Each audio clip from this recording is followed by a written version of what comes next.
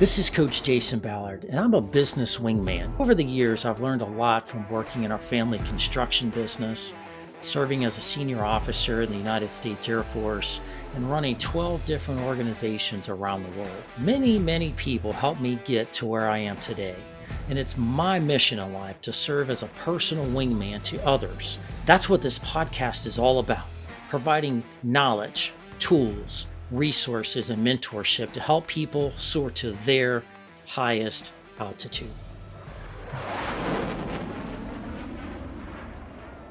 And welcome back to the Soar Higher podcast, everybody. This is your host, Coach Jason Ballard, and we've got yet another excellent episode in store for you today. Today, we're talking about the power of data and how to leverage it to grow, make more money, and perform at your best. Today, we've got an expert on the show named Jon Thompson. He's a technology and data expert that is going to help us better understand the science behind the data and how to use it to be more successful. But before Jon starts talking, I want to kind of lay out the foundation of who Jon is. He's a pretty amazing guy. We're lucky to have him on the show. Jon is a public speaker. He's an author of a book called The Dashboard Effect, which looks really cool, and I am excited to read his book. In addition, he's also the co-founder and chief strategy officer of a company called Blue Margin Inc., where he has over 25 years of experience as an executive working with companies all over the world to solve problems with data and technology. Jon, such a pleasure. Welcome to the show. Thank you, Jason. Nice to be here. Nice to meet you as well.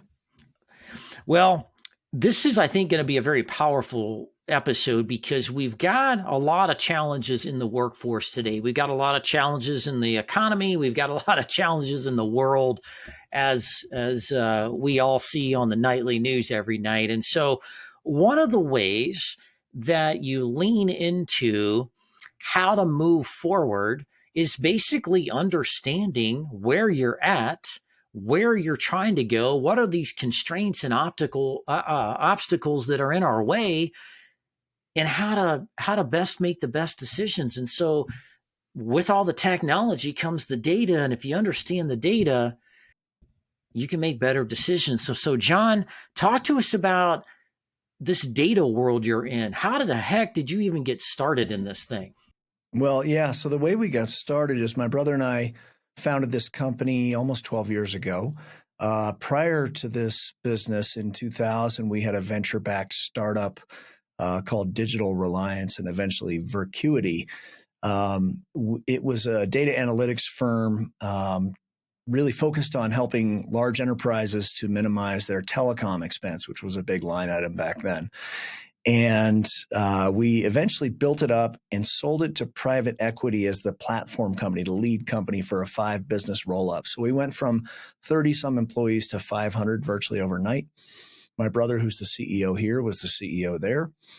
I was in a similar role. And we found that this large now organization, we spent half our time just trying to figure out what was happening and trying to feed that information to the board and to ourselves so that we could steer the ship. And most of our time was spent chasing down visibility into how things were going and how things coordinated. As we say, we spent half our time managing the board, which is not the most productive thing, but if they can't see, they're going to want to know. And if we can't see, we don't know how to run the ship. So that experience, and then ultimately starting this business where we first got into cloud productivity. So we started with Google Apps and then went very quickly to Office 365. Being Microsoft guys, it was pretty new back then, so we didn't look at it at first. But we were putting out SharePoint sites, which is company portals. And our only demo was our internal SharePoint site, our company portal. And we had graphs and charts and things throughout that showed how we're doing in sales and how we're doing in revenue and profitability and project execution and so on. And that's what everyone was drawn to. They said, we would love to have that in context in our world as well. And within 2 years, we became a data analytics business intelligence company solely. We've worked with about 270 companies to date, primarily in the mid-market, some enterprise, some smaller business, but mainly mid-market and private equity backed. And we have found through that process that at the root of virtually every business problem is a lack of visibility somewhere.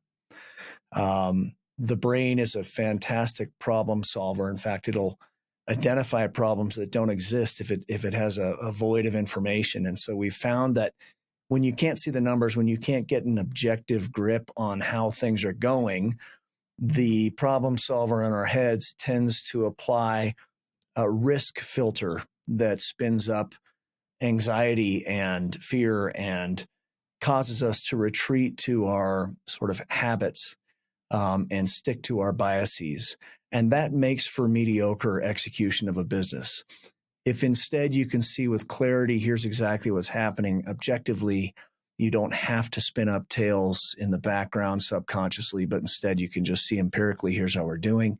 That makes all the difference for a sense of control for executives, and then that extends to the employees, and we can talk about that as well. Wow, that's amazing. And isn't it fascinating if we were going to track one data component, how much time we spend putting out fires, how much time we spend doing things because we just don't know what we don't know. Where if we built things differently and maybe leveraged things a little bit better, you wouldn't need to resort to some of the tactics that I see. As a business coach, I coach people all over the world, and I see this all the time. Everybody gets lost in the sauce. They get lost in the daily work, working in the business, not on the business, all that kind of stuff. And I was on a call today with a client that runs a tech company, and I said, man, we're coming up on Q2 here pretty soon. How are things going? How are the goals? How are the priorities? Where are we in this?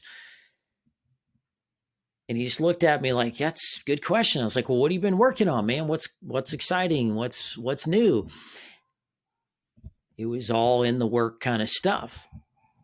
Yeah. I was like, well, how do you know you're on track? What metrics are you measuring? And it all came back to lack of visibility and lack of priority management, right? So that's incredible. Well, Jon, talk to us a little bit about data. Like, what is data management? What is data analytics? And I think everybody has an idea what a dashboard is, but pretty charts and graphs are nice, but they have to be relevant. So give the audience a little bit of a background about what these things are, how you're defining these things, so we can kind of have a foundation to build on this discussion, because it's going to be a fascinating one. Yeah. So data is a resource that every company has in spades. And it's because we use so many systems, whether it's a CRM system for customer management or an ERP system for accounting and operations, or an HR system, or you name it, payroll system, time tracking system, et cetera. And all of those have native reports, and we've got those systems here, and we use those native reports for tactical sort of spot focused niche insights. But when we want to get a picture of how is our strategy going holistically across systems and be able to correlate information around customers or an employee's productivity or how well we're performing against our value creation plan, we've got to be able to consolidate that data. And if it takes someone spending their time building a spreadsheet once a month and someone else spending their time deciphering the spreadsheet and doing mental calculations and cross-referencing, you really lose the impact of an automated and active dashboard. The analogy that I really like is the F1 car. Those teams can be upwards of 2,000 people just to put those two cars on the track. They can spend $1 billion plus.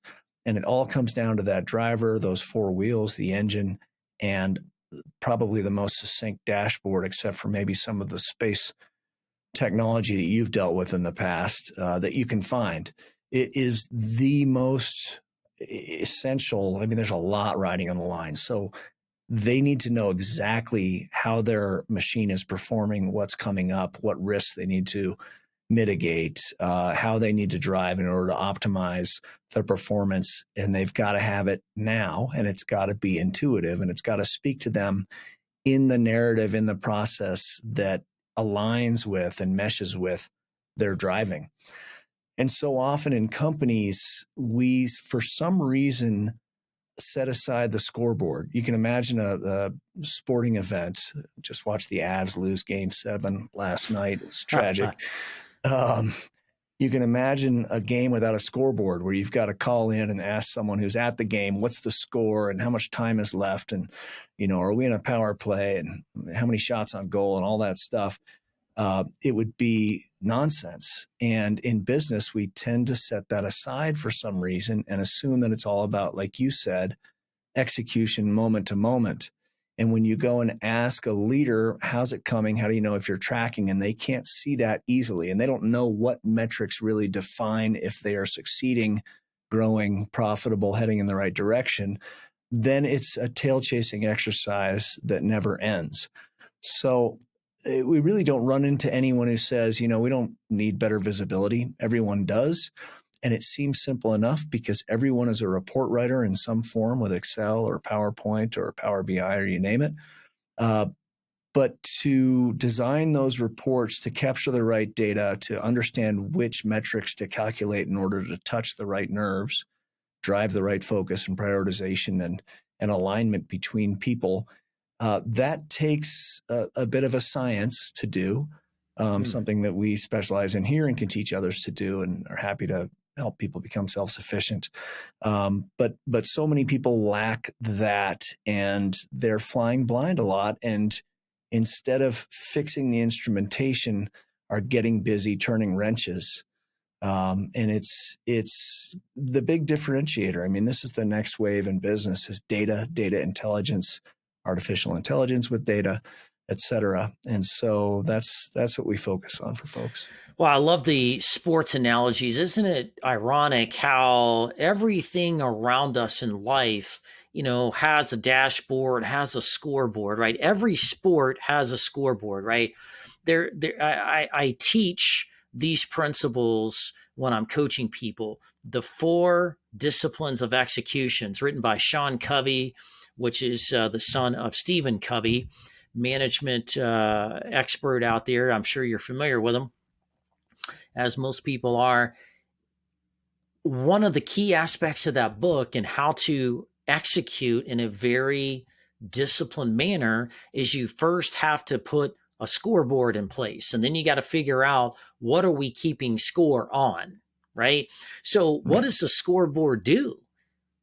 It helps us understand where we are in the game. Everything that happens, every decision that's made, every play that's called, every defensive, offensive maneuver depends on what's on the scoreboard.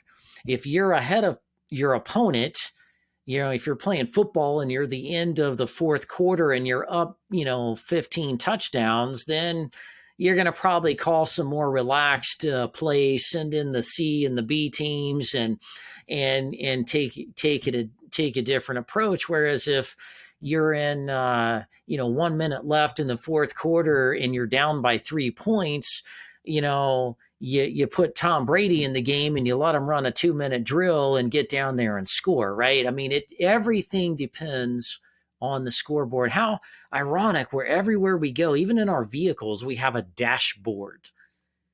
Tells you what's going on with the vehicle, even more so with the touch screens and the things we have. But yet, how many businesses have a business dashboard that tells them the score in real time, day to day? From your experience working with all these different companies, doing what you do, how many times do you get called up? Come visit us. Come work, come take a look at our company and see what you can do for us. How many times do you walk in and they don't have anything? So they've always got something. It's usually a jungle of Excel spreadsheets. It's It's very often a monthly board report in the form of PowerPoint. It's often very nice looking pie charts and bar charts and area charts and things. But when you start to break it down and ask questions and say, okay, what's the first thing you've got to see to know if you are winning the game or not? It's often not there, or it's not there together in a succinct way. And then if this is red rather than green on the KPI, what's the first question you have? Well, then I've got to know which of my top customers are at risk, and that's not there. So it's very often that you find that they've got reports, but it doesn't really drive what they're doing. And it's not just about decision making and knowing, should we send in Tom Brady or should we put in our third stringer so we don't injure any of our stars? It's also what engages people. So people like a score. They like a readout of how they're doing. I'm using a habit forming app right now. And the reason I chose it is because it has charts and it shows you how am I doing over time. The Apple Watch has done this incredibly well with its rings that show you if you close the rings for walking and drinking water and calories and all that stuff. It gives us something tangible to attach to. Otherwise, we're so moment to moment or sort of attached to the most recent significant event that somehow that data doesn't calculate well in our heads. Our heads are more for sort of triage of what's happening at the moment and taking on the most what seems critical or urgent thing. And you really have to add to that intuition some measures that show you, oh, that's actually the wrong instinct. You need to look here. So it helps a lot with that decision making, but it also is the thing that gets people to engage. So I'm sure Stanley McChrystal is probably someone you have run into, team of teams. He talks about distributed decision making, essentially the principle of share information. And this is in a high stakes, high security scenario. He's trying to get information to the front lines. In a business, you can be a lot more liberal. Here's our profit margin. Here's where we have risk. Here's our whip, whatever it is. And so we do that very liberally here, and everyone is in on the game. And what that does is it gives people firm footing. So they know what the scoreboard is for the company and for their area of the business. And they know what they need to execute to be in the green and to win the game. And when you don't have that, you've just got this sort of vague and constant pressure to do better, or this reference point of the most recent significant data point on you, a lost sale or a won sale, and not a measured view of here's my goals and I'm hitting them or I'm not, and here's how I hit them. That creates employee engagement and an ownership mentality that results in retention, greater contribution, people thinking strategically, bringing their higher and better selves, and not micromanagement and a fear of loss and those sorts of things. Really important now, especially in today's job market. Yeah. One word: accountability. If there's a scoreboard, given that the company leadership has outlined a strategy and a vision and priorities and some goals, and there's buy-in to that and everybody's working to that, if you don't track that and you don't have a scoreboard that everybody, as you said, has a piece of that ownership, that knows that this information is transparent and is being viewed by everybody on the team. It's not just, oh, if I don't do my job, my boss is going to fire me. I mean, this is accountability on every level. And some of the best accountability you can have is peer to peer, because you don't want to let down, your people on your team, right? Yeah. And so it's just fascinating to me how people think about this. And even the people that do track things do put in some of these data-driven dashboards and things to track. There's still like a shallowness to it, right? They're like they feel good because they've got their top 10 things they think are the most important on a dashboard with some charts and graphs that show you how you're doing, but can't answer those second, third level questions like, okay, but the data is telling you this, now what? I don't know. So I'm just curious, if visibility is the number one challenge, then how do people get more visible? Like, why aren't they wanting to be more visible? Like, why are we still in the, 2023? Why are we still not, especially coming out of COVID and all the disruption that caused, right? You'd think people would be nervous. Like, this ain't going to happen again. I'm going to see this coming so I can make better decisions. So why do you think people are not as engaging to create this kind of a culture and an environment? Yeah, because we estimate anecdotally that 95% of companies really are not wired for understanding their data in real time to drive their business. They're more going off of experience, intuition, dealing with things as they come and dealing with fires as they spring up. There's probably two primary reasons. One is inertia or cultural. The other is more technical. I really appreciate you bringing up accountability. You could say that the root of most, if not all, business issues is accountability as opposed to visibility, because visibility is a feature. Yeah. Accountability is a benefit. It's a function. And I don't know of a greater driver of human motivation, discipline, and so on as accountability.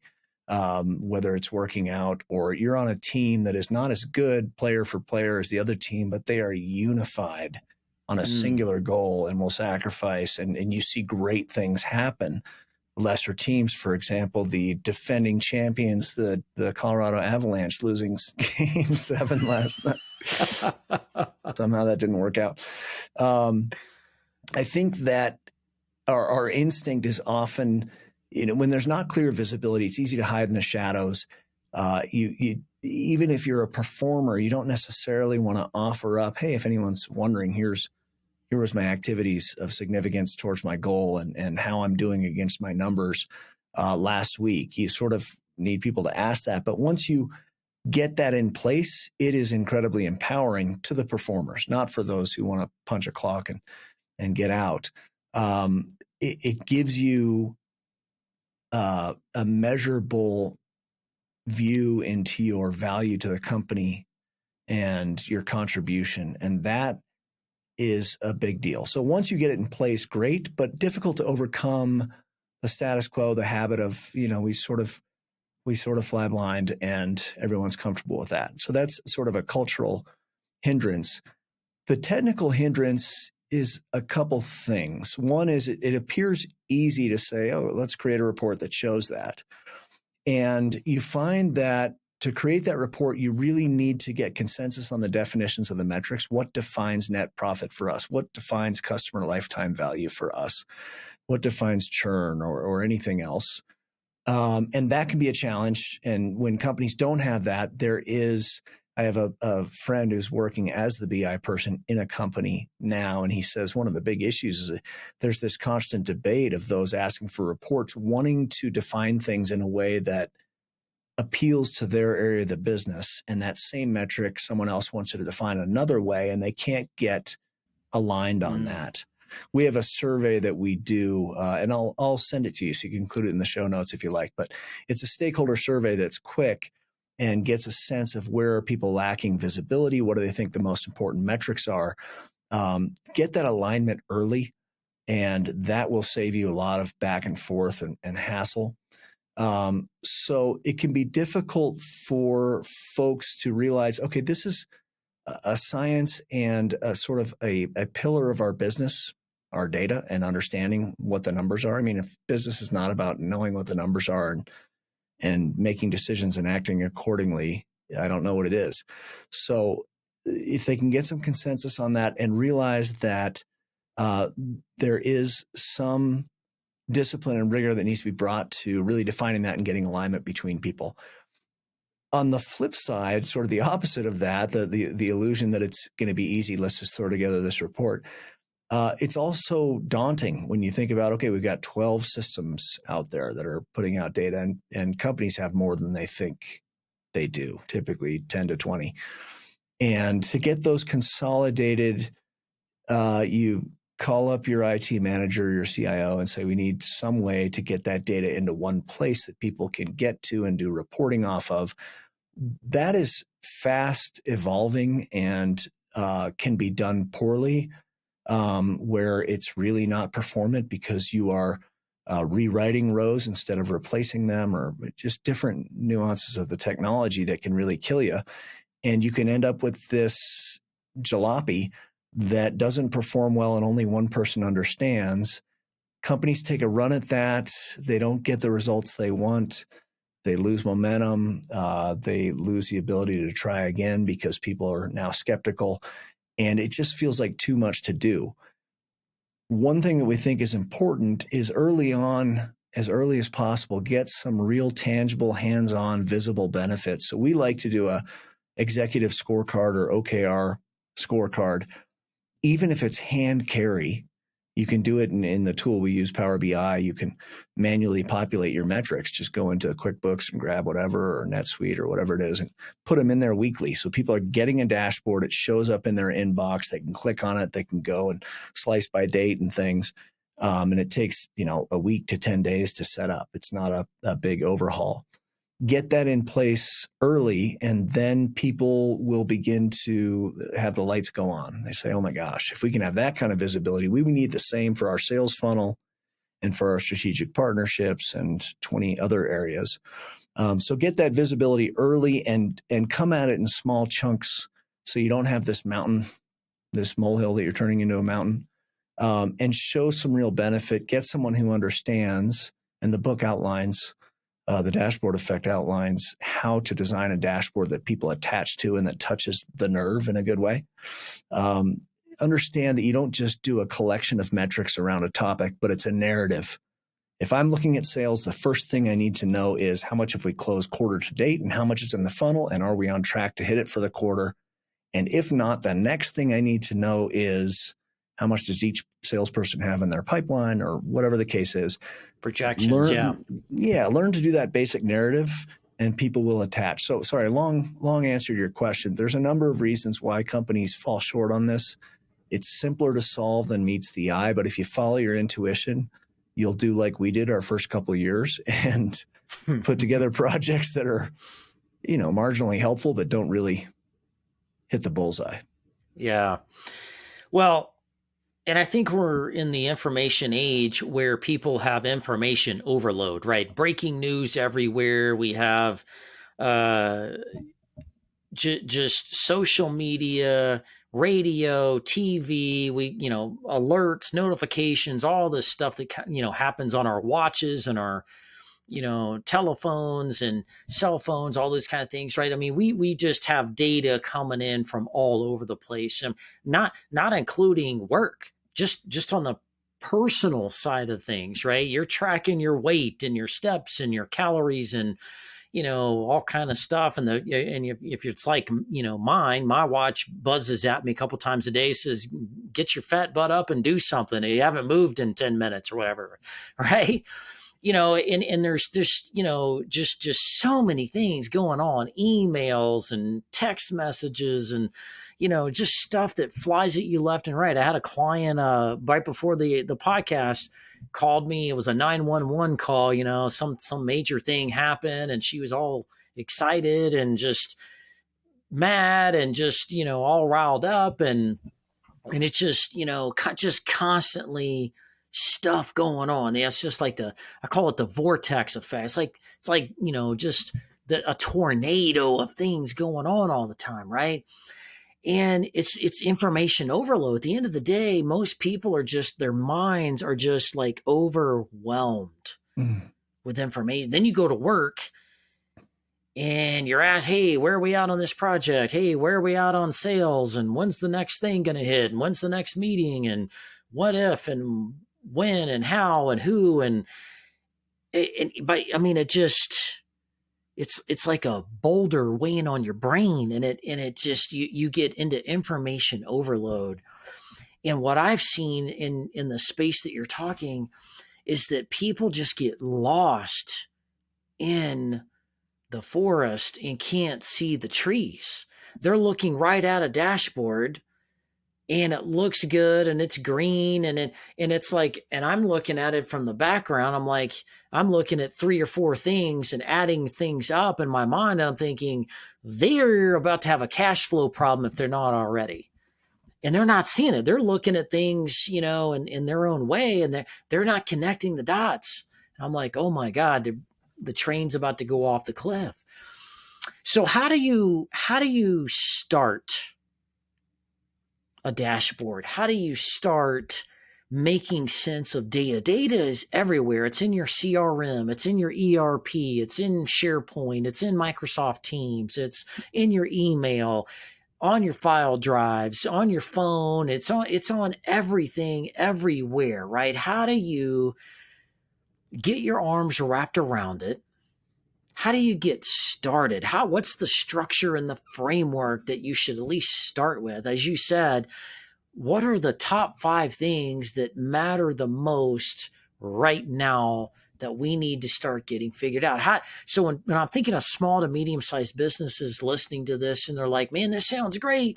Who wouldn't want more visibility? But I don't even know who to talk to. I don't know where to start. I don't know what indicators to look for to let me know we're got the right thing going or the right systems in place. Help people that want to do that get started. What do you have to offer there? Yeah. So just to speak to your earlier point of the chaos of data and information, it is a battle in everybody's life. I mean, you know, every time your phone buzzes, you feel like you got to check it. When it comes to reporting, I don't know about your house, but my clothing closet and my pantry and the place where our pots and pans are becomes ever more cluttered and chaotic because we'll buy something that we think is an improvement and we don't actively get rid of something. Yeah. And we've seen this in our business, and we're a reporting company where you get a proliferation of reports. And you look at it and you say, okay, let's look at our reporting library. There's 150 of them. You need about 6 to really know what's going on top to bottom. So a company could get started just by clearing out the reports and having a few ratified, these ones are trusted and valuable, instead of all the overlap and repeat and 8 ways to look at the same thing and general chaos. That doesn't require a lot of technical skill. It requires a project management, operations oriented person. But Right. that is often a good approach, even if you stay with Excel or a clipboard and a pen. Get rid of the extra stuff. More toward BI and what we do and how to get started. We really like the approach of constrained framework, where you say, if we had only 6 metrics that we could look at to see how the company's vitals are performing. So for a human, it's heart rate and temperature and blood pressure and things. For this business, if we just had 6 and that's all we could see, what would they be? And do that thought exercise as a leadership team. And then define those mathematically. This is what customer retention means. This is what growth means to us. Is it margin growth? Is it gross growth?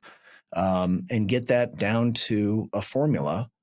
And then put up that first company scorecard, because that's the umbrella that shapes the rest. And then it's pretty quick once you get that defined and the leadership team is aligned on it. So you have that team accountability that you were talking about, that is sort of the all-powerful motivator of humans. Once you've got that overarching view in place, then you can very simply say, in this next quarter, what is our biggest risk and what's our biggest opportunity in the business? Is it the sales funnel? Is it operating efficiency? Is it cost control? What is it that's going to make the difference of us hitting our goals or not for the year? And then you can go after those very specific areas. So you take an area like cost control and say, if we had 3 metrics that could define if we're moving in the right direction for that. What would they be, and how do we define them in a formula that everyone agrees to and that is in the notes of the report so that there's never any question? Because as soon as people aren't clear, they drift. And go after that area, and then conquer one place at a time. And eventually you get this holistic view that feeds that master dashboard. As far as a little more technical layer, if you're a small business or lower middle market, it's pretty quick to take a tool like Power BI or Tableau or Click or any of the mainstream sort of full function BI tools and connect them directly to Salesforce or HubSpot or QuickBooks or you name it. And they've got preset extract, transform, and load scripts that will pull in data from those systems and put them into Power BI, for example, and give you a nice relational database. So you can see, here's my customers, here's my sales, here's these things that I can drag and drop onto a report. And that connection persists. So you can have it update every hour, and you can have it email people once a day or once a week, or when a certain threshold is breached or whatever the case is. Pretty quick to put that together. When you get to 2, 3, 4, 5 data sources and more complex stuff, that becomes a bit of a hindrance. And now you want to throw, if you're a bigger company especially, you want to start by putting everything into a data lake, capturing all the data sources quickly. And then once you have that in one place, analysts and data scientists and others can get in there, but you can begin to build these reporting data layers, these views of that data that pull out certain tables that are relevant to figuring out financial reporting or figuring out sales reporting or operations. And then you can get very structured. So again, start with that high level. If we had 6 metrics, what would they be? Let's define them, and then go for those areas that keep you up at night or get you excited to get up in the morning, and define what are the very few metrics that determine if we're doing well there or not, who's accountable for them. And then again, the technical side is a bit of a longer discussion, but there are some lightweight ways to get in there pretty quickly. That's awesome. I love it. You know, life is pretty simple. I think we make it more complicated. If you are a disorganized person, you're probably going to live more in a chaotic, reactive manner. If you are, the more organized you can be, as far as your closet and your clothes, so you can find what you need to wear every day. If you're organized and you know your kids' schedules and when they need to be where and who's going to do what. If you're organized on who does what at work and everybody's accountable to that, things just go a lot easier when you're organized. So what I, from my background in technology and in, listening to you, what I'm taking away from you is, first, get organized. Like, what systems do you have? Do you have a standard for which you are entering data? If you're using Salesforce and you've got sales rep number 1 going in, putting in data in different ways and different formats and different fields and, with a different definition than salesperson number 2 and salesperson number 3, it doesn't matter what Salesforce says, the data is not going to be accurate. It's going to be skewed. So you've got to have a standard. You need to get organized in what you have and where it is. Then you can connect it up to Tableau and Power BI and a lot of these other, we'll call them interface tools that ingest and present the dashboards, the graphics, the pretty colorful charts and things like that, right? Now, you mentioned data lake.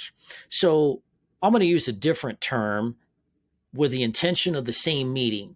Think about your company storing supplies.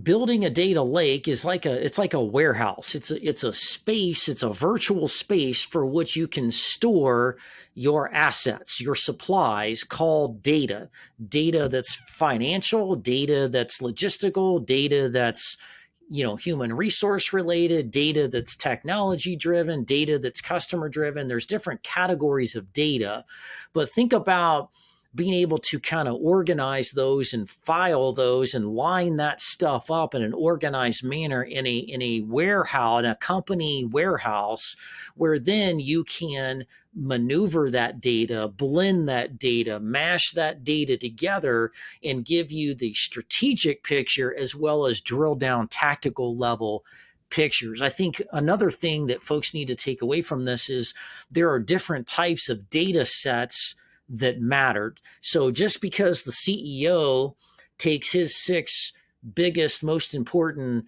things and has somebody present that to him in a dashboard format does not solve all the company's problem. That's just the CEO's perspective of the organization. But what about the frontline worker? What about mid-level management? They need to be able to see things from their perspective, which is a different dashboard view, a different tracking mechanism for which they can stay focused and execute in the way that they need to, that all interconnects, and you can slice and dice that data in the background of these systems to present it in whatever way to whatever level you need to. So I thought I'd just add that piece of that as well. Do you agree, disagree? Yeah, no, I'm 100% with you. We use and have for the last 4 or 5 years EOS, Entrepreneur's Operating System, the book Traction by Gino, whatever his name is. One of their core principles is each person needs a number, at least, that they are accountable to and that's being tracked.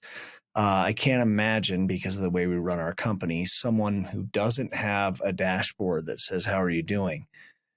And then you need that to be centralized and updated and easily accessible, but also easy to ingest, because that creates that team accountability. So if you're a CEO and you've got a sales manager and he's got a sales team of 5 and they're working in Salesforce, the CEO does not typically jump into Salesforce to see how things are going, because you go in there, I promise you, there's 150 reports.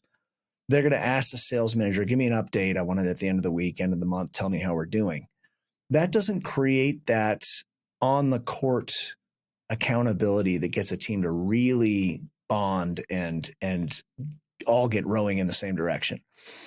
So if you can instead have a centralized dashboard where whoever are the right stakeholders get an email automated that says, here's today's view of sales. And it's not an arcane, difficult to decipher set of data, but is a real simple narrative that tells you the metrics that really define if you're succeeding or not. That does more to improve data entry compliance and a sense of ownership and accountability than anything. So a lot of times you can have data that's so messy you can't get started, but often there's gaps in the data and various methods people are putting data into Salesforce, for example. If you can expose that, not through a Salesforce report, but on a TV in the break room, we've got a TV in the break room and 3 or 4 around the office that show here's our 4 most important dashboards. That will get people to say, when they see their name as a sales rep and it says 0 in their funnel, and they say, oh no, I'm doing a lot, I'm killing it right now. Well, it's not there. And everyone thinks you haven't even gotten on the field, let alone kick the ball. They very quickly get their stuff in there because of that sense of team accountability. So that's a great way to improve data entry and data quality. There's a lot of things around data quality that are worth considering that can be more complicated than that, but that helps a bunch. So that's a good place to start. Very good. There's nothing more impactful than looking up and seeing you're in last place. Yeah, right. Who wakes up every day and says, John, I want to be in last place today. I just feel like, not doing much and letting everybody else make me look bad. That sounds great. That's a great idea. I want to show up and be that guy today, right? Nobody. And if everybody's accountable and everybody sees everybody's stuff, woo, that'll move people. Yeah, if there's a lack of visibility and you leave it to the salespeople to tell you how they're doing. I mean, they're salespeople. Yeah. You'll be amazed how well they're doing until you look at the hard numbers and have the detail. Yeah. I'm a salesperson, so I can say that without pointing too many fingers. I got at least 4 pointing back. All right, Jon. So as we are wrapping up a little bit today, tell us a story. Give us an example of a client you worked with, or some folks that, maybe even your own company, if you're more comfortable with that. Talk to us about a real story of a place where you went, they had challenges, you leveraged your book and the tactics in the book and all the great work you're doing at Blue Margin and made that a success story. Tell us a quick story. Yeah. I have a bunch of sort of 2-page case studies that I have on a deck that I would love to share with anyone. If they're interested, you can pass along my info.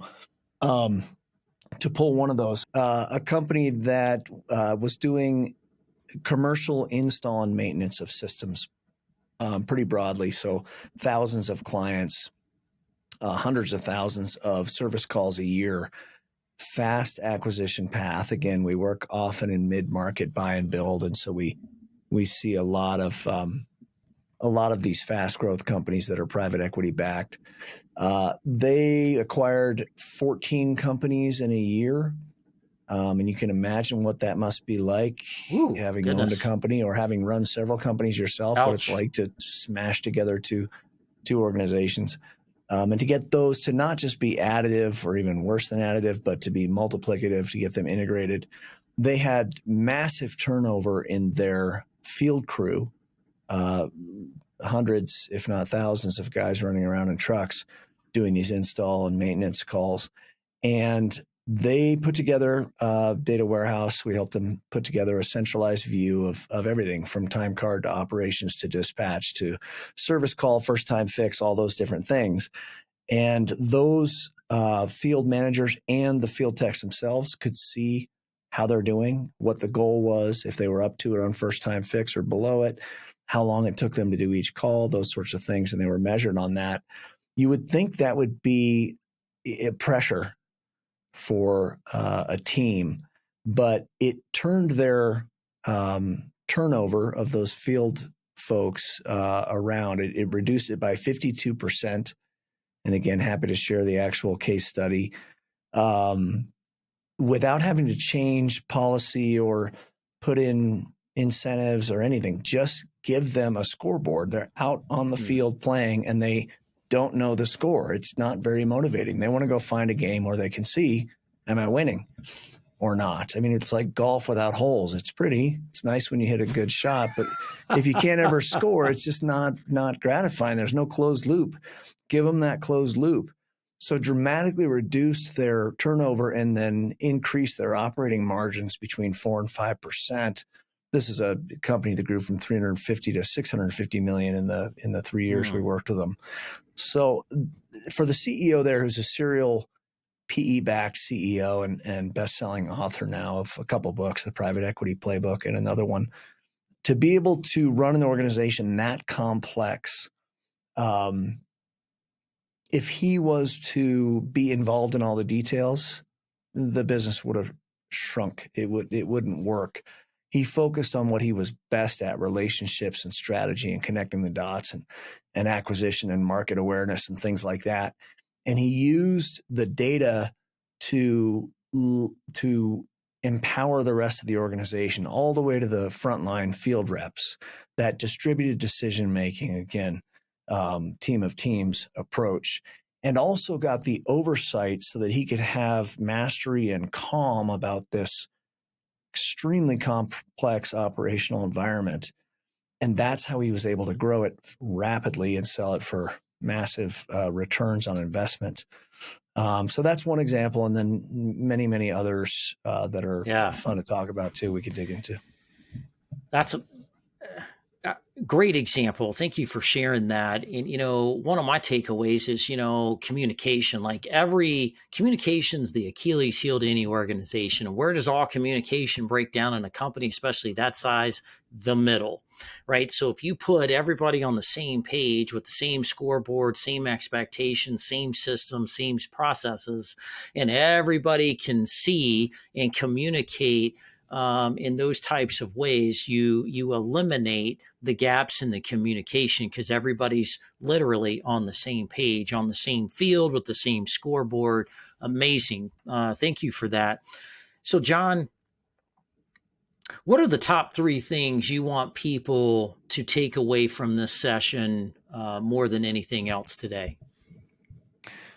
Yeah, for me, if I could imbue something for folks to really make a difference in their organizations, number one would be to think of data intelligence, visibility into the numbers that really drives decision making and again touches the nerves of people. It would be to think of that component as a pillar of running a business. So we have, our financials and our sales, and we have our operational framework and things like that. The numbers, the data intelligence this is central. I mean, when you look at any expert in business, data is right up there. You look at Team of Teams. I think it starts with data. Yeah. If you don't have that, what are you doing? So that would be first and foremost. To instead of thinking of it as we need to get a grip on our data, let's get IT on this. It'll be a one-time project. We'll get a data warehouse. We'll be off and running.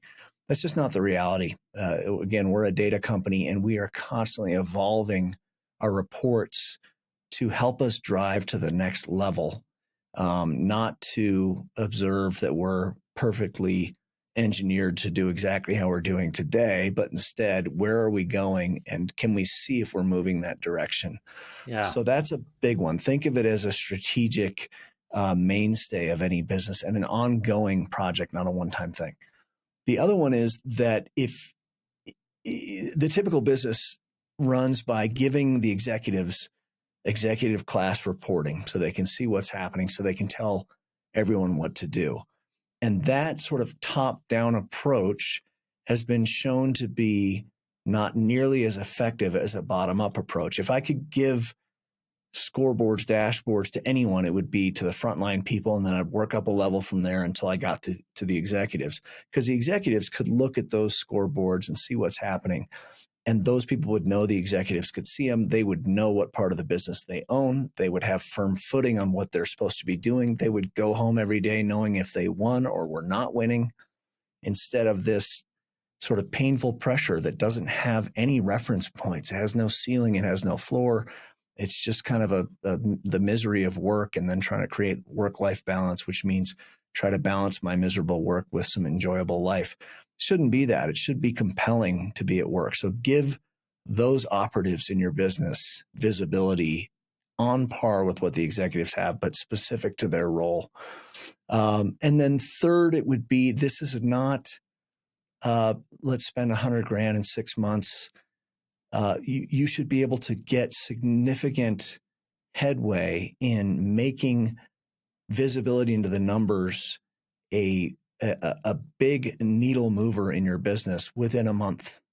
Start with that executive scorecard. Again, I know I've said bottom up, but this is the easy, less complex approach and a good place to start because you can do it quickly. What are the 6 metrics that define if your business is on track or not? Let's get them down into a formula so everyone agrees on those formulas, because that can be an infighting, tail-chasing nightmare.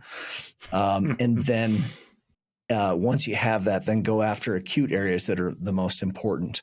That can be done very quickly. Inside of 4 to 8 weeks, you are shifting to a data-driven company. And as you're doing that, you're getting into rare air pretty quickly. You're showing a differentiation between your company and others. You're gaining a tech enablement advantage over your competitors. You're just much more able to execute empirically, objectively, rather than continuing to do what you've done forever. Yeah. Just a new page. So those would be some things that I think are really those are great important tips for companies.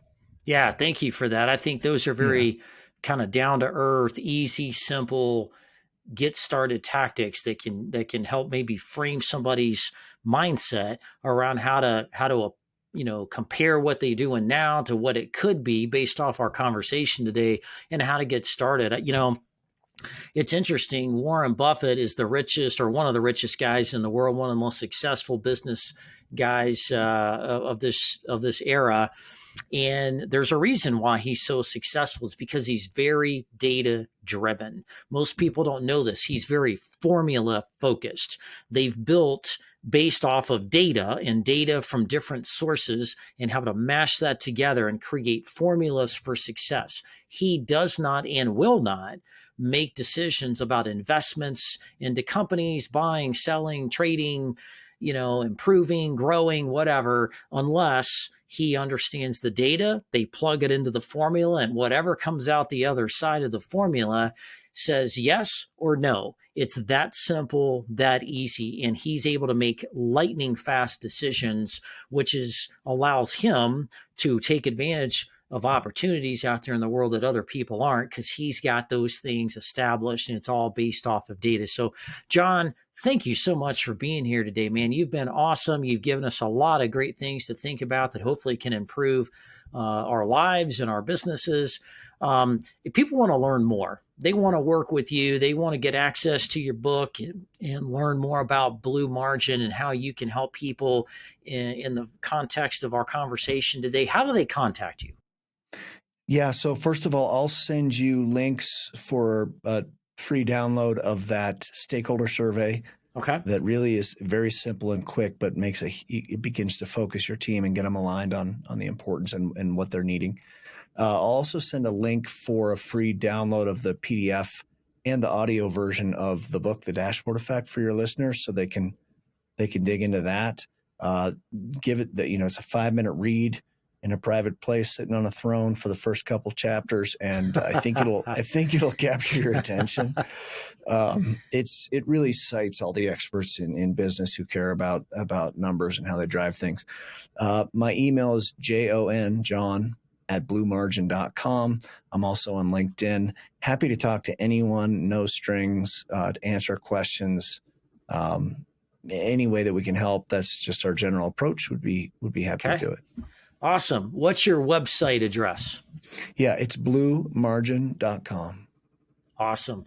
Well, it's been so great to have you on the show. I think people are going to learn so much from this, and just can't thank you enough for all you're doing. Please get a chance to go check out Jon's book, The Dashboard Effect. Phenomenal, easy, and informative to help you be a better company, a better person, a better decision maker in life, and kind of eliminate the clutter of the things that surround us every day and help you simplify and clarify things to make things easier for you. This is all about making things easier and better and faster and more efficient. And that's really the name of the game. And you've done a great job of doing that. It's a pleasure to have you on today. Stay tuned as we discuss next week's episode, which is going to be a great one: how to become wealthy and use the tools of the top 1%. Now, who doesn't want that? So stay tuned for that. Look for seeing you guys, talking with you next week. That's all for today. Have a great week.